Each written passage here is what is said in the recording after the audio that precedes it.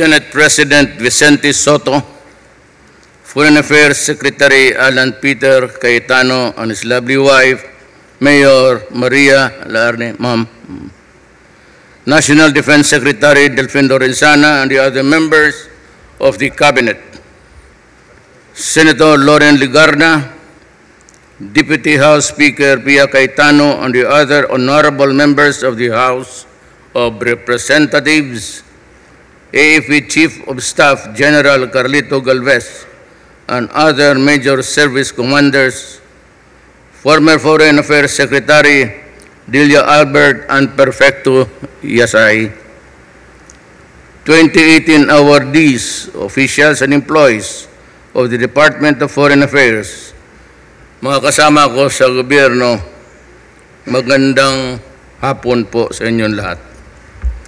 Just like Alan, I have it's always 3 pages.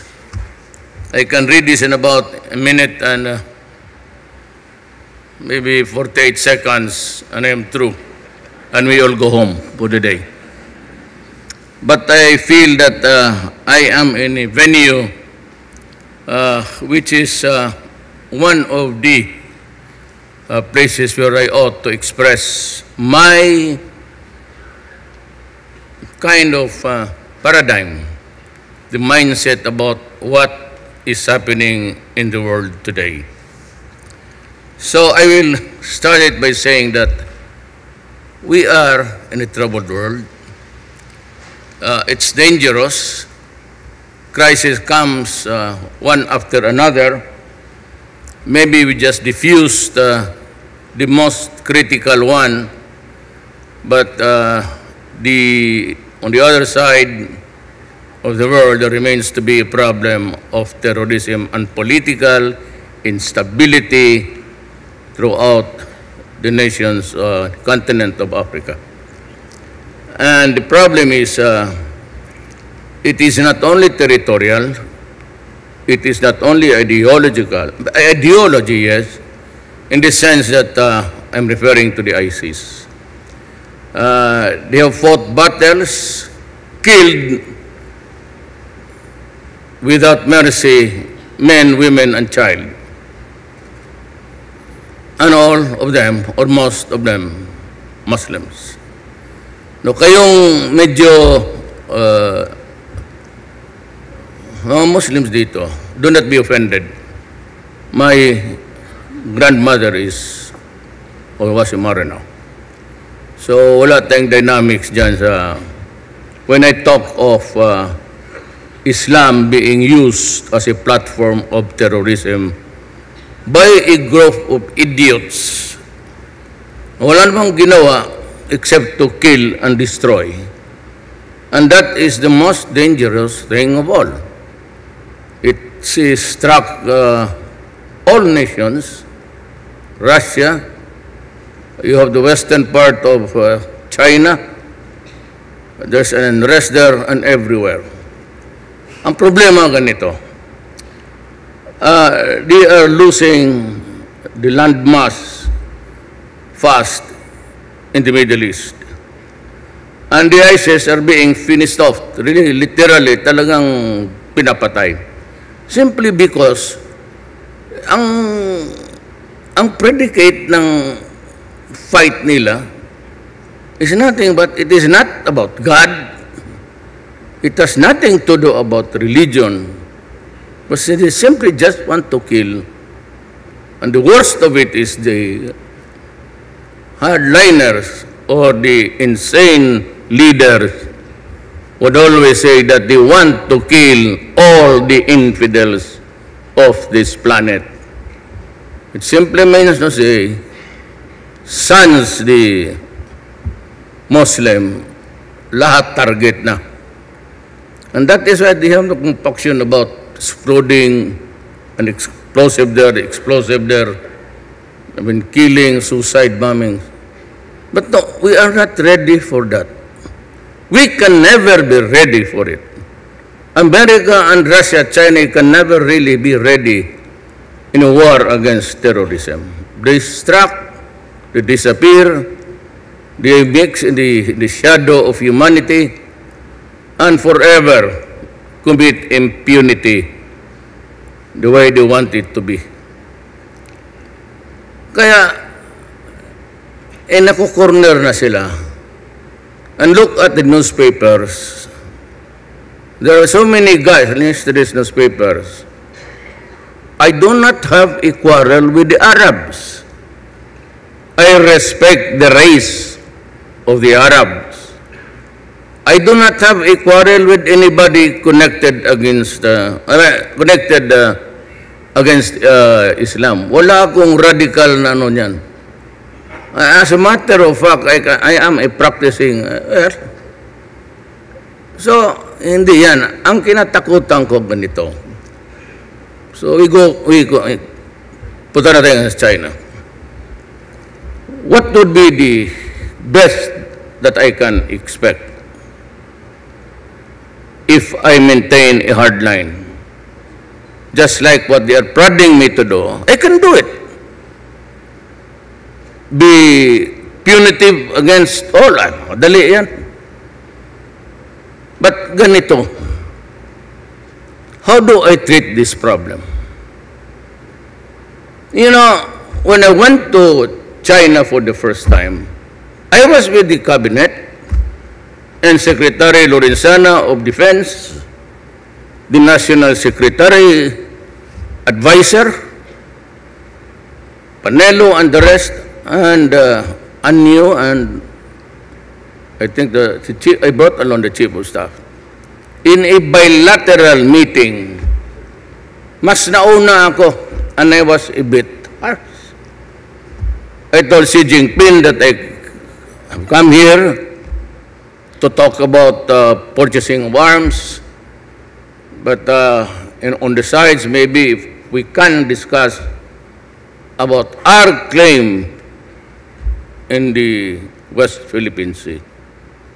So I started to say that, you know, historically, and even the outpost there, dyan sa ating island, there's a military installation there. We have been there since 1974. You've always staked our claim, and all these years, nobody bothered us. Nobody contested the claim, and nobody was really threatening us. But the problem of recent years, there was this raucous with United States, with everybody, including us. Now I said that it is my firm belief that we own, and I will go there to dig oil. I told it straight on the face of Mr. Xi Jinping. Sabi ko, amin yan, kukuha ko ng oil dyan. And so we were dragged into a long process. It was about 3 hours na just talk about peace, talking about security and everything. And I said that it's too early to go into trouble, for after all, your visit here is a sign that you want goodwill to prevail. Of course, Mr. President. That's why I'm here. But at the same time, you manufacture arms, which I badly need because I was already reading all the intelligence reports in the South. If you make an inventory visual, nandyan yung mga armas. But those were old and beaten ones, used several times. Ang bore, pati ang barrel niyan, wala na. It could not shoot straight. Kasi may sunod-sunod yan itas its own momentum paglabas niyan sa barrel. They call the rifling and the lance. To make it more accurate. May sarili yan siya. You know, those rifles are vintage, if you may want to call it. So kailangan ko mag-replenish. And I was thinking about Marawi already. Without meaning to be discourteous to our military men. Diyan sila, civilian naman. You know, during the first command conference, we talked all about the problems of law and order. But at the end of that command conference, I said, gentlemen, I have yet to hear from you the situation in the Middle East. There is going to be definitely a spillover, but it will affect our country. Not prophetic, because I come from Mindanao. I have my cousins there in Lanao del Sur, and they were texting me already what was happening. And they said that those who want to fight in the name of a ideology that is so corrupt and bankrupt, sabi niya, nagpapasahan na ng armas dito, libre pagka gusto mong sumali. So I just trying to assess it, and I decided, ako lang. Sabi ko, punta akong China. So I went there to buy arms. And after that long talk, almost 3 hours in a bilateral meeting, sabi ni Mr. Xi Jinping, it's okay, you do not have to buy. I'll give you the arms, free. Di ang ligaya ko na lang. But alam mo, yung gambit na yan, hindi ka marin makasabi, bigyan kita ng 1,000. Mahiya ka naman magsabi, gawin mo na ng 2,000. So sabi yung siguro, si Mr. Xi Jinping, sige, bigyan kita. O tama na. Kasi the human psychology is that binigyan ka na, gusto mo pa magdagdag, libre pa. Minsan sabihin mo, bayaran ko na lang yung another 1,000, masama naman pakinggan. So hanggang doon na lang ako. Then I decided that I needed more. And so I went to Russia, Moscow. On that fateful day, pumotok ang Marawi. So I had to declare martial law. Now, it's always been my article of faith. Even kasi siguro because of my I've been a prosecutor. I've been a trial prosecutor for almost 8 years before I became president. And I have always believed that there can really no development and progress any place, irrespective of the population and the hugeness of the territory, if there is no law and order. Kaya nung nag-mayor ako, inumpisahan ko na. Since we were on talking terms with the NPA, and that gave rise to the speculations sa military na ako ay isang komunista. And that was the issue in the first election. But I won. And nabi ko sa mga komunista, umalis kayo dito. Punta kayo ng ibang lugar. Bilang ko kayo ng ticket. You want to go to Leyte, Luzon? Fine, but do not do it here.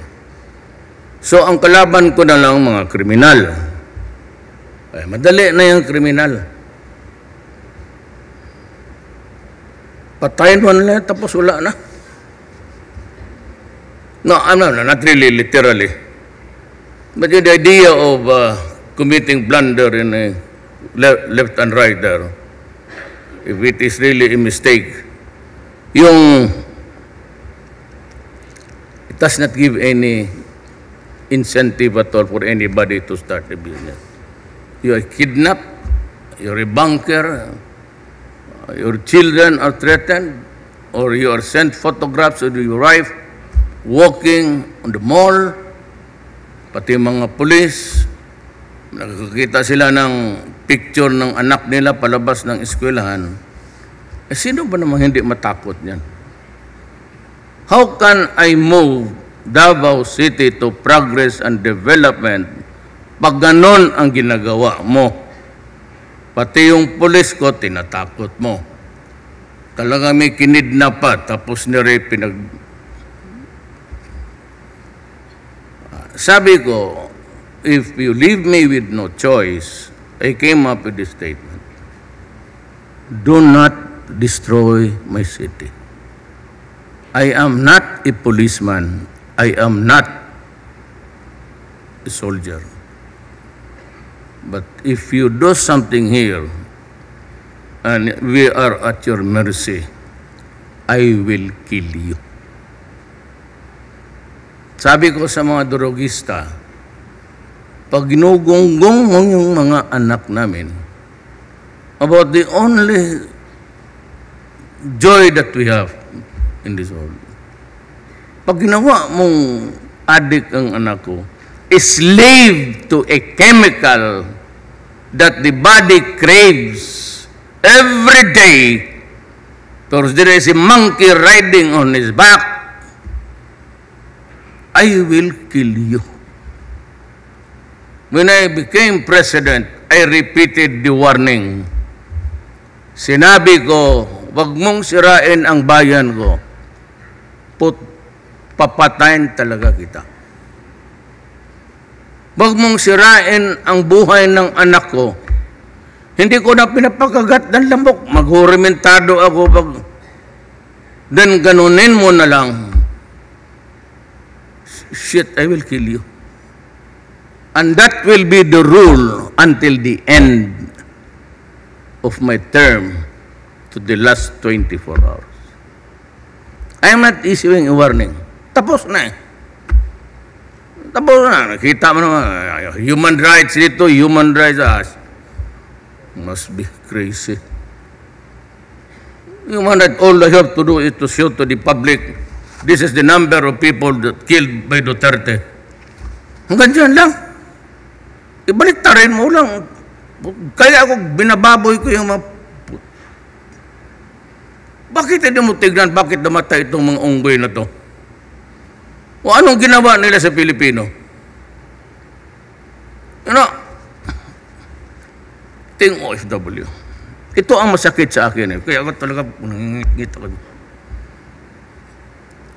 When a family loses a father because he has to work out of the country to just survive, the family becomes dysfunctional.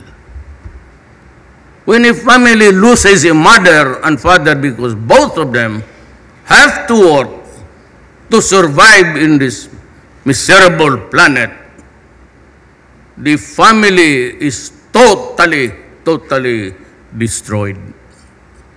Not only dysfunctional. Iiwan nila yan sa kapatid nila, sa mga lula, o yung iba sa hirap, iiwan sa mga kapitbahay. Now them growing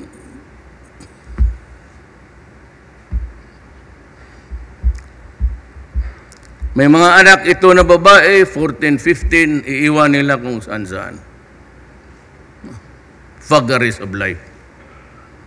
Tapos ito naman, papadalhan lang nila ang pera. So everybody in the committee knows that these guys have a supply of stipend. Yan, didikita nila yan. I'm about to utter a bastos na talagang ginagano nila yung bata hanggang bibigay. Anong nangyayari doon sa ating mga kababayan? They had to enjoy rape, hunger, total loss of human dignity. Tapos ganunin mo lang ang pagod nila. Kaya mainit ako. If you think, now, handiyan naman yung lahat network. If you think they have an iota of sympathy, pag binaril ka dyan, alam ko, drug lord ka, sagasaan kita ulit. 5 beses.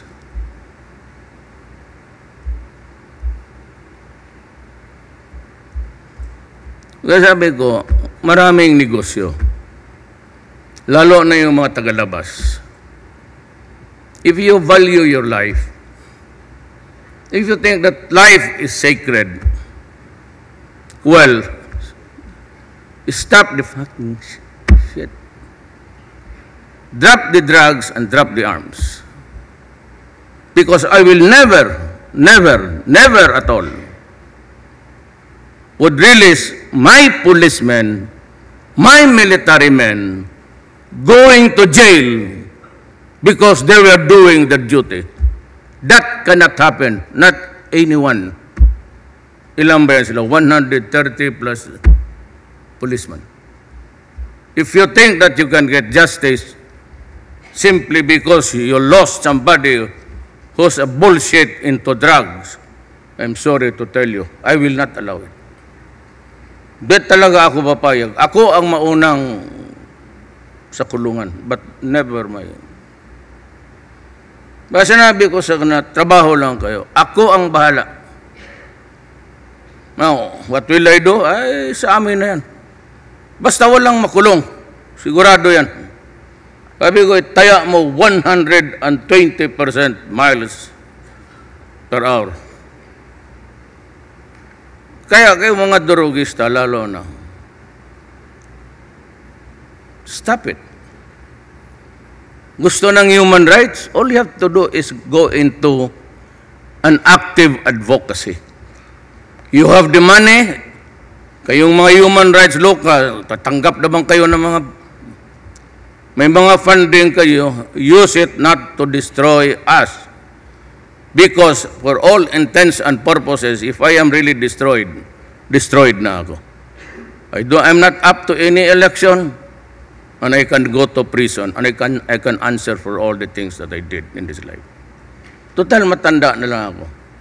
But do not tinker with my... Basta ganito lang kami sa Mindanao. You know, magkaiba-iba ang salita natin. If you put us in one place at the same time, you'd never understand each other. I can understand Ilocano because yung Davao, melting pot kasi. I can talk in Ilonggo. But for the others, mga Cebuano, yung mga taga-Samar, iharap mo yan sa Ilocano o Panggulatok. Wala naman. But why are we here? Why do we have the same flag? Why do we have the same awards? Why do we have the same government? Because long time ago, our forefathers decided that even how diverse we were in menu, in dialect, mindset and all, we decided that we are a Filipino of the Malay race and we built this nation. So yung mga tatay namin na naghirap, ayaw ko na magyabang, mga sundalo, magtingin kami niya, nasasaktan kami, bakit ganito?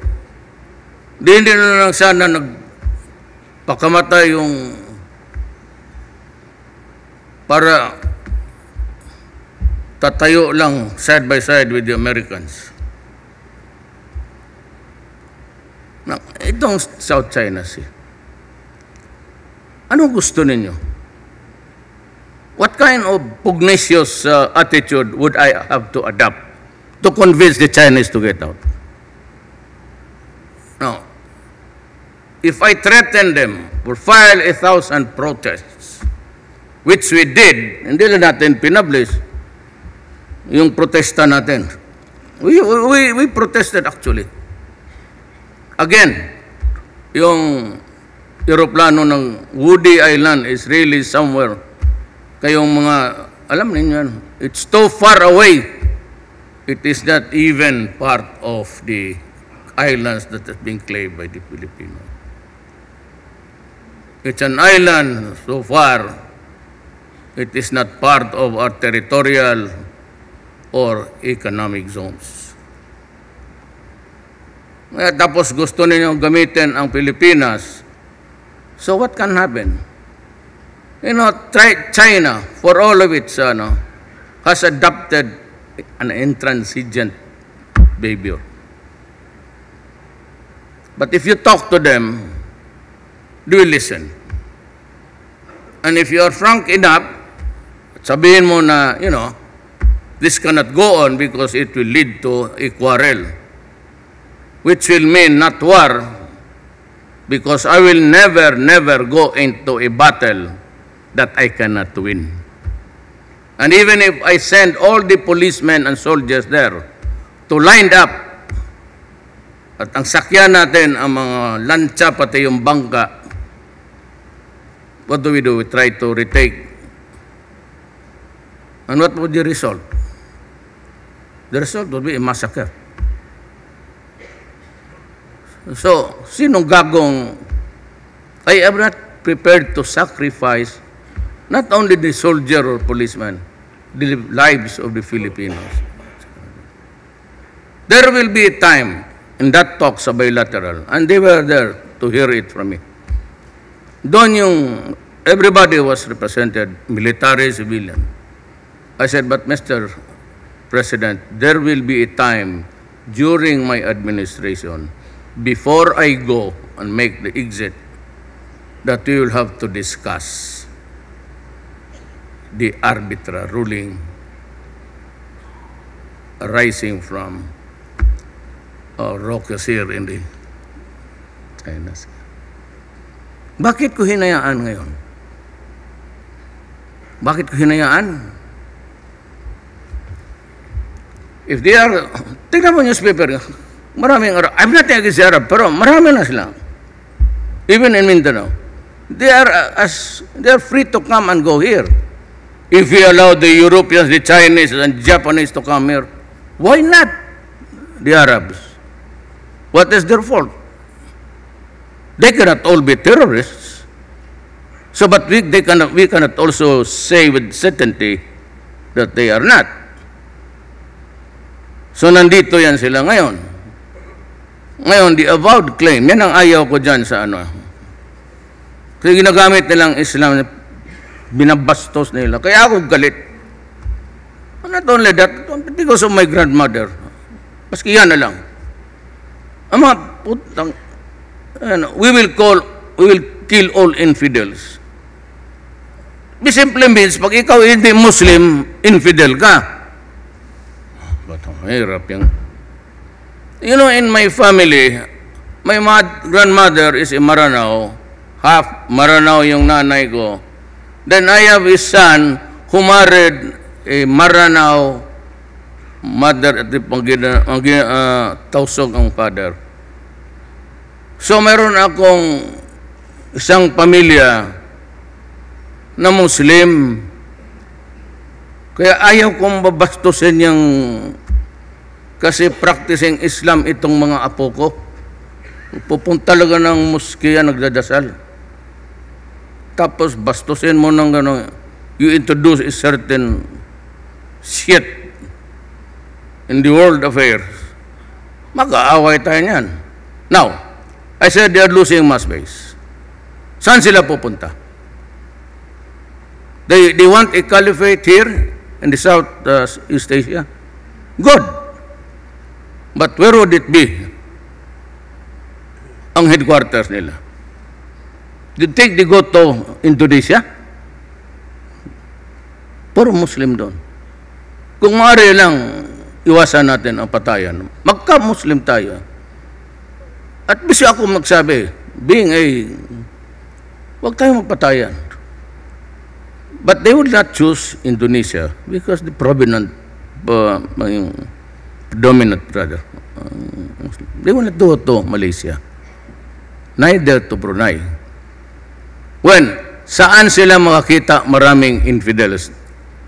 And where they can mix in a crowd, just like a fish in the water sa komunista, yun ang proverb ng mga buang. Mindanao.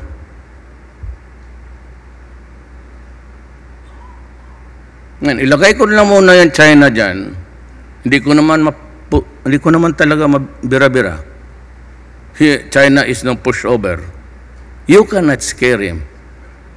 And even the United States has shown a little bit of apprehension about how they can, because there's always a parity now of arms and that. And you know that if you go against China, Russia will join the fray.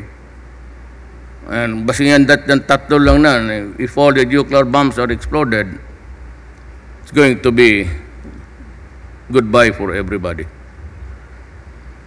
Because dito sa China, may usapan kami that kung kailangan talaga, maybe I can import the arms, the guided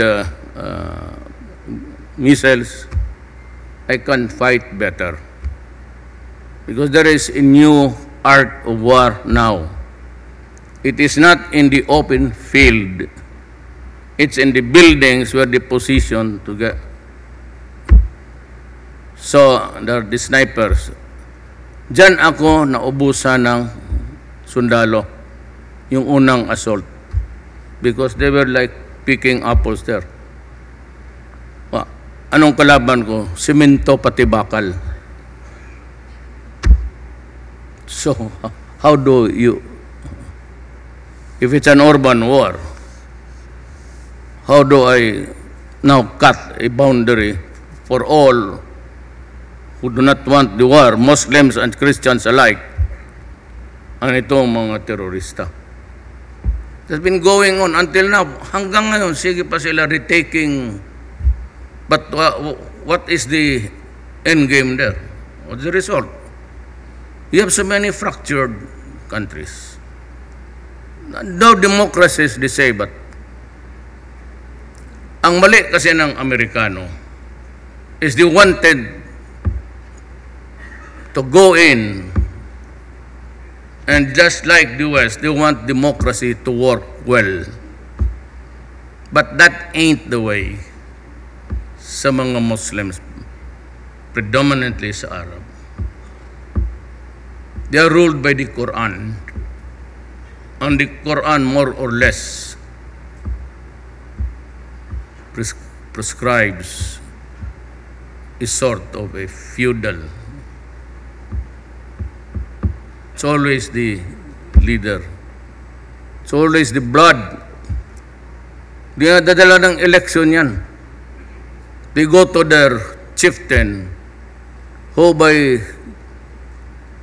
tradition have been there for almost centuries. Yan ang mahirap. You pretend to be the policeman of the world. You think that yours is the perfect one. You do not even think of the culture and the idiosyncrasies and the way of life of the Muslims. China is not my ace, but certainly I can have the arms. Kita mga official statement galing sa gobyerno. Gobyerno na lahat, wala nang particular department. We're a bit depleted sa ating bala. We spent thousands of rounds there, and we have to refurbish. And in a long sustained war, terrorism, we would need the help. Me personally, I do not think the Americans would be there during that critical. Takot eh. Ang Amerika takot. Ayaw na magpadala ng tropa because they want no boots in that country. The American people are tired of fighting war after war after war, losing the war, Vietnam, in Cambodia, at pagkakita, akala mo yung Asian countries, akala ng Amerikano, may influence sila, aid dito, aid on. Well, I'll be frank with you now. All of them are not for you. They do not bleed their hearts for you. Buti malaman, yan, Amerikano. Hindi ako anti-American.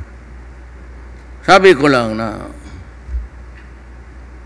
kasi yung behavior minsan yung one time, itong visiting forces agreement requested me to host a dinner for a few officers, mga major, lieutenant colonel. So I invited them sa Harana, that's a restaurant in where they serve native menus. While we were talking, yung isa, was already relating before us the history of the Filipinos. And suddenly, ang usapan dumating na doon sa ano ang nagawa ng Amerika para sa atin. So, but you should, we gave you democracy. We gave you the system of education. Alam mo ginawa ko, yung aide ko sana ba si Senator Go? Kilala ka nga para manalo ka. Senator Go. Ayan. Iboto na lang ninyo. Nagsakripisyo na rin, nag-display dyan sa likod. Tumindig ka naman. Bata-bata ito na si Jinping eh. Tangina na wala tuloy ako. The niceties of life. He was talking continuously about, bigla akong tumindig, sabi ko, di ko kayo bong, he was taking a separate table with some minor. Tumindig ako bigla, sabi ko, Pong, putang ina to, pabayarin mo sila sa kinikain nila. Malis ako. Let's say kayo. Kami pa ang kontrabida ngayon. Ito namang Lapu-Lapu, sunod ng, ito namang Pilipino, sunod ng sunod. Nung na-presidente ako, wala akong nakitang hero na Bisaya o taga Mindanao. Sabi ko, bakit kami mga Bisaya? Wala kaming hero. Tawag ko si Badoy sa commission. Bitong puto. Sabi niya, mga Tagalog wala matatapang? Kami. Sabi niya, wala mo. God damn. May hero kami. He killed the first colonial for invading our country. Who was it? Lapu-Lapu. Ba't Lapu-Lapu was really a Muslim? Kita mo yung gano'n niya? Ano yan? Kita yung picture depicting Lapu-Lapu may gano'n? That's a Muslim headgear. Kaya nga sila magkaintindihan ni Magellan. Katoliko yung gago. Punta-punta dito, wala man nag-imbita sa kanya. Niyari isa nila Lapu-Lapu. Ngayon sila Lapu-Lapu, ito naman mga Pilipino, after the Americans, ginawang isda. Anak ka na. Lapu-Lapong pinirito, Lapu-Lapong inununan. Ano bang inununan sa Tagalog? Paksiw. Kung ano-ano, tortang Lapu-Lapu. Kaya the first thing I did was to recognize Lapu-Lapu. Kaya may Lapu-Lapu awards tayo. Ang tapang-tapang noon eh. Yun nga unang kumasa. Magdagdag pa ako ng hero doon sa naghanap ako sa Mindanao. Lahat naman. I have nothing against our heroes. Rizal still is my favorite. Hindi basta-basta magharap ng firing squad, ha? Kita mo naman ang tapang ng tao. Yun ang bravery. Ako, hindi ko siguro kaya magharap ng dibumba. Puta. Kayo na lang muna. Uwi lang ako sa Davao. And that explains the reason why. Ang ano ko, wala na lang rin akong magawa. Since I cannot do it physically, or hayaan ko na muna. But something good will happen, I'm sure. Something good will happen, and that would be when we start to dig, or anybody else pocket would start to dig the minerals there. Mahirap yan. Pukul yan, tubig lang. At saka yung mangingisda, natural man talaga yung baski tayo. It was a barter. In exchange for yung isda.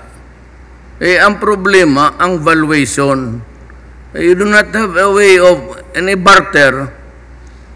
It's wishful thinking, yan, the value of that, hindi tayo nagkakaintindihan dito. It was not an outright seizure of, hindi naman kami we do not arrive at judgments just because there is need to issue a statement. Tahimik lang ako.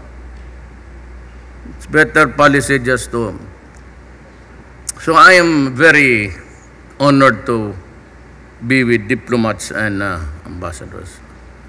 Talagang nakatapos ako. Mas nandito si Ma'am Tirona. Masiriso. Ay, Ma'am, sorry that I remember you fondly. Alam mo, Ma'am, bakit?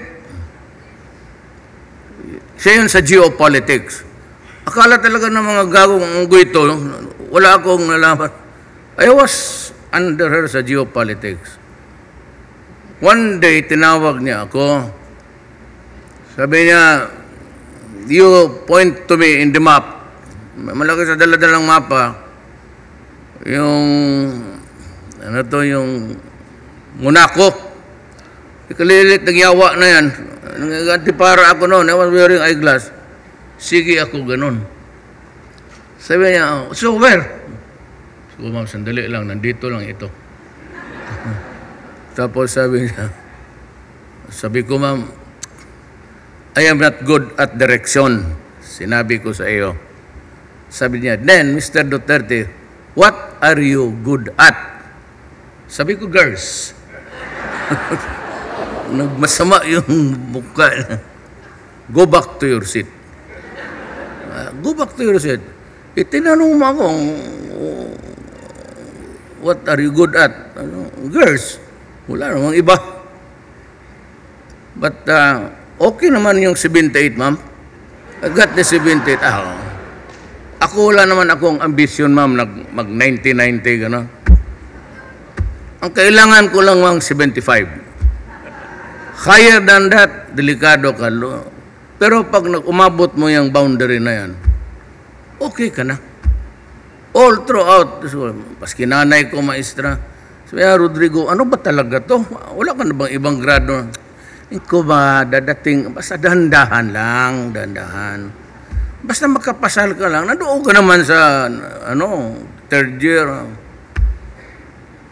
But I finished my high school in 7 years. Kaya itong si Veronica, sabi niya, si Veronica yung my daughter sa second wife.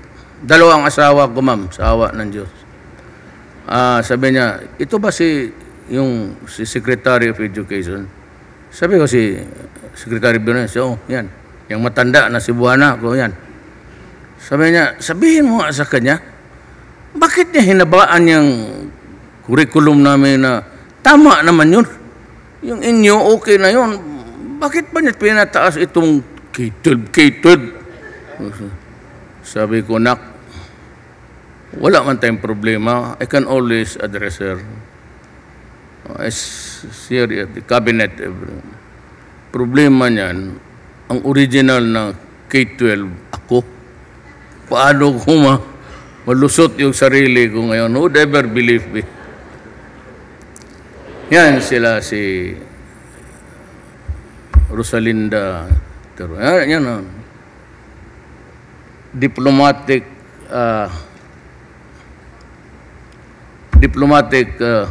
practice and diplomatic consular practice and procedure si David Lapos. Huwag mo lang iingay kay David, ha?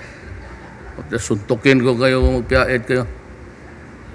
Kay David Lapos, pagkatapos mo ng dumaan kay David Lapos, mag-apply ka na ng civil service, exempted ka na sa neuro. Kasi itong dumaan kay ko si David Lapos, maging neurotic ka talaga. Grabe. Si season was my subject sa ang professor ko sa political thought. Na-radicalize kami.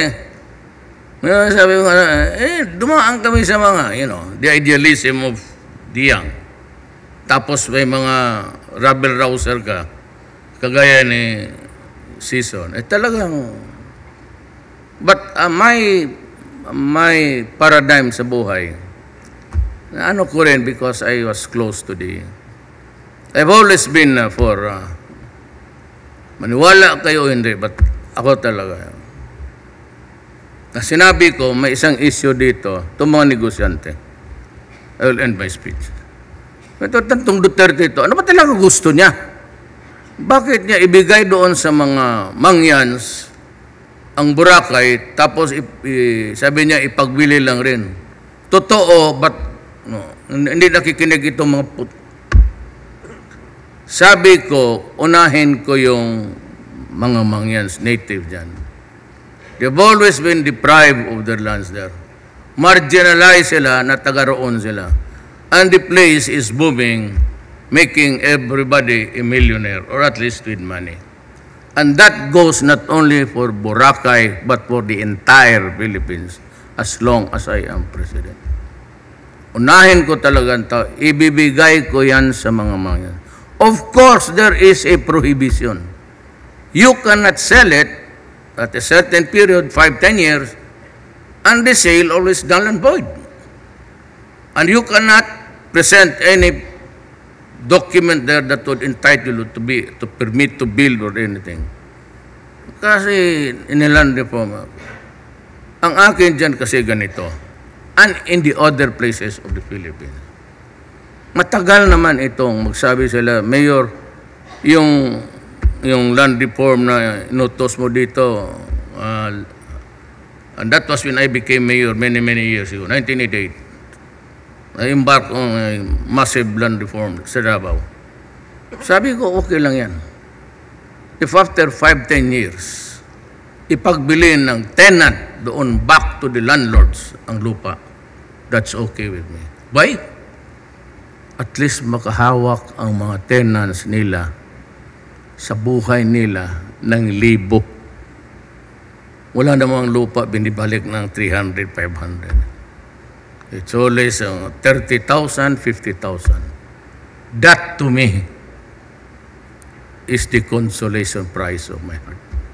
At least ang Pilipino na mahirap makatikim ng pera, baski minsan lang sa buhay niya. At least yung mga anak niya kung mag-aral, they can sell the property and continue if they just plan their life way ahead. Hindi ako mayaman, hindi naman ako mahirap. At hayap is just a little of what should happen to the Philippines. So thank you for this privilege. I would like to apologize who made this speech for me. Kaawa naman. Basahin ko na lang yung last pages. Wala po konsuelo. Baka magalit yun. Mahirap ito. Sa gabi niyan, trabaho sila. We are fortunate to have Rodrigo Mabini blaze the trail upon which we now tread. May his example guide you as we continue to build pathways and bridges of enduring partnerships for our country in the community of nations. Mabuhay ang DFA. Mabuhay kayong lahat.